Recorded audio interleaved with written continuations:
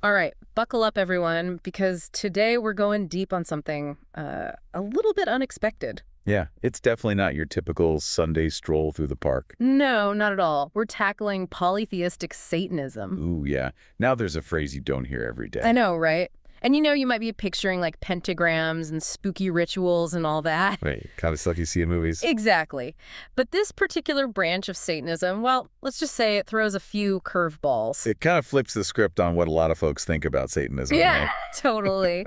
Our deep dive today comes from some academic excerpts, really digging into this and focusing on Diane Vera. Ah, Diane Vera, a key figure for sure. Absolutely. And what's fascinating is how her story really ties into the whole evolution of this movement. I mean, it popped up in the mid-20th century. Oh, yeah, a time of big shifts, like the age of Aquarius. Right. So like while the 60s and 70s were like upending the social and political scene. Things were getting shaken up in the spiritual world, too. Exactly. And even within Satanism, like the way people saw Satan, it started to, I don't know, like evolve. Yeah, it's like Satan went from ultimate bad guy to like a symbol of rebellion, strength, You're the anti-establishment figure. Yeah, and as that idea caught on, some Satanists started bringing in gods from other traditions. Oh, interesting. Like who? Well, like set from Egyptian mythology, for example, Hmm. or Prometheus, the Greek titan who Prometheus. Wait, the one who stole fire. that's the one. But for polytheistic Satanists, he represents something more like intellectual curiosity. Oh, I see. So it's like they're reinterpreting these figures. Totally. They see Prometheus as someone who defied the rules to bring knowledge to humanity. Okay, so it's not just about like blindly worshiping a demo figure. It's more about questioning authority. We got it. And embracing a wider range of, well, deities. Right. Right. And we can't forget how the internet has played a role in all of this. Oh, absolutely. It's like Yeah. it allowed all these like-minded folks to connect and share their ideas, Yeah, fascinating how technology shapes these movements. But let's get back to Diane Vera. Right. Our source material really zeroes in on her impact. Like, what made her so central to all this?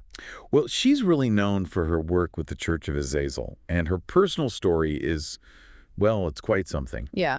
In 2012, she faced this, like, major betrayal from someone within the church. Oof, that's rough. But even with that happening, her dedication to building this community, it never wavered. Wow, that's some serious commitment. It really is. Yeah. But her journey into all this started back in 2009. Okay. She co-founded a local chapter of the Church of Azazel, and it was all about intellectual integrity, self-knowledge. Interesting. And as they developed, they created their own rituals, like the Yeah. rites of blasphemy. Woo! Rites of blasphemy. What does that even involve? Well, one example is the rite of the adversary. Okay. They recite this litany that challenges traditional religious ideas and affirms their values, individualism, critical thinking. So it's not just about accepting what you're told, it's about actively challenging those beliefs. Exactly. Yeah.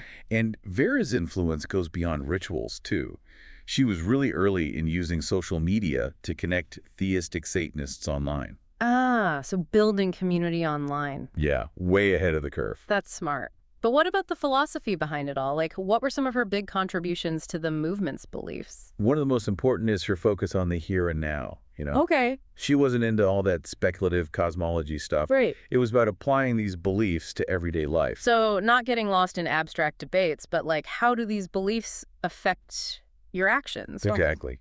And this focus on the practical, it goes hand in hand with their idea of hard polytheism. Hard polytheism.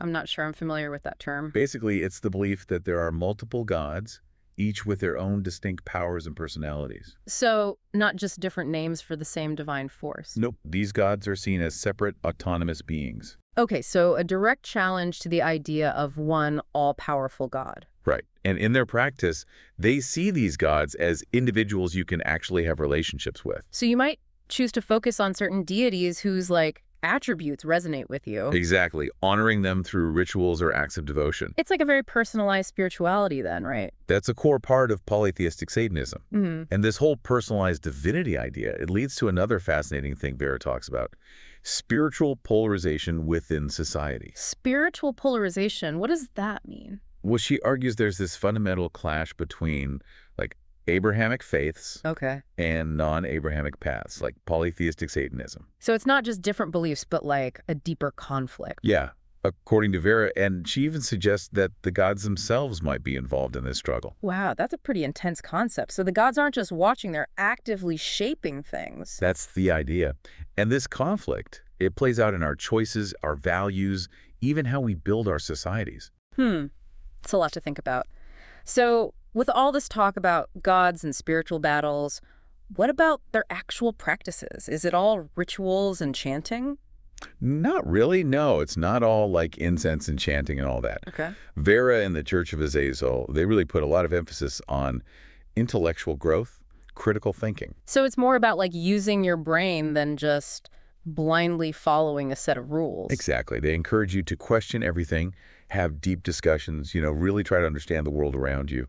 It almost sounds more like a philosophy club than what people usually picture when they think about Satanism, right? Yeah, you're right. And that actually ties back to what we were saying about Vera rejecting those universalist ideas. Right. But she was critical of Wicca because she felt like it tried to make everything fit into one neat little system. Yeah. And that didn't jive with her emphasis on individual exploration. So instead of trying to force everything into one big narrative. Exactly. It's about embracing the messiness, the contradictions, all of it. Okay, yeah, I can see that. But even though individual exploration is important, there's still a community aspect, right? So for sure, they still have rituals, gatherings, and Vera, she was really big on building support networks for people.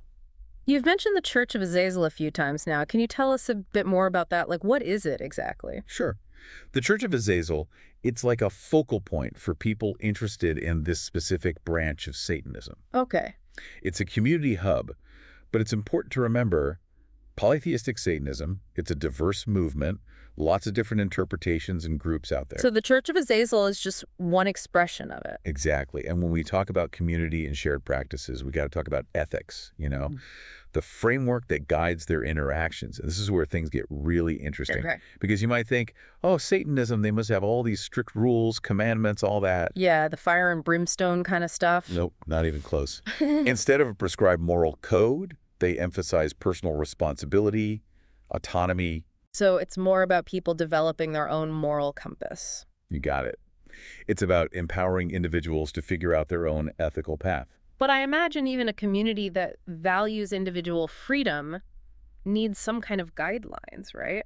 How does that work in the Church of Azazel? Well, that's where their code of conduct comes in. Okay. And it's not about laying down the law. It's more about establishing a framework for respect, making sure everyone can thrive. So it's more about setting the stage for positive interactions than being super strict. Precisely. For example, one of their key principles is radical consent. Radical consent. Yeah, it means any interaction, rituals, practices, even just hanging out, it all requires explicit, enthusiastic agreement from everyone involved. That sounds like a really powerful way to create a safe and respectful environment. It is, and it goes beyond just saying yes. It's about genuine enthusiasm, active participation. It's really cool how they've managed to balance individual freedom with a strong sense of community. And it all goes back to Vera's view on morality, which is, it's pretty unique. Oh, yeah. How so? She suggests that different groups might need different codes of conduct, depending on their situation, their goals. So what works for one group might not work for another. Exactly. Context is everything. That's definitely a different way of looking at things. And as you can imagine, a movement that challenges so many norms, especially around religion and morality, it's going to attract some criticism. Yeah, I can see that happening. I mean, just the word Satanism alone can be pretty loaded. Right. A lot of people have these preconceived ideas about it. So what are some of the most common criticisms they face? Well, one we've already talked about, the whole worshiping Satan as evil thing. Right. As we've seen, it's way more nuanced than that. Yeah, they see Satan as one deity among many, representing different aspects of power, knowledge, rebellion. Exactly. Another common criticism is around the concept of misotheism. Misotheism? It literally means hatred of God. Whoa. Okay, that sounds pretty intense. Yeah. But is it really about hating God in a literal sense? Some scholars interpret it more as a rejection of traditional authority, not necessarily a personal hatred. So it's more about questioning dogma, blind faith, asserting your own autonomy in matters of belief. You got it. It's about shifting the power dynamic away from external authorities. Interesting. It's like they're encouraging people to think for themselves, even if it means challenging the status quo. Exactly. And it's important to remember there's a lot of diversity within the movement itself. Okay. Different groups might have different views on divinity, Satan's role, specific practices even. So there's not one single definition of what true polytheistic Satanism is. Right, and that can cause some friction, both internally and from outsiders. I can see how that would happen. Some critics might see it as a lack of cohesion, while practitioners might worry about their interpretation being misrepresented. It sounds like it's a constantly awaiting belief system, always changing and adapting. That's the beauty of it, right? And despite all the criticism, supporters emphasize that polytheistic Satanism is ultimately about personal exploration, self-discovery, celebrating those individual truths. So at its core, it's about finding your own path, even if it goes against the grain. Absolutely. Yeah. And that message, it resonates with a lot of people today. We've covered a lot of ground here, but how does all of this connect to the bigger picture? Like, what kind of impact has this movement had on broader cultural conversations? That's a great question. To understand their influence, we need to zoom out a bit, look at how they've impacted our understanding of things, especially the figure of Satan himself. Okay, I'm curious to hear more about that.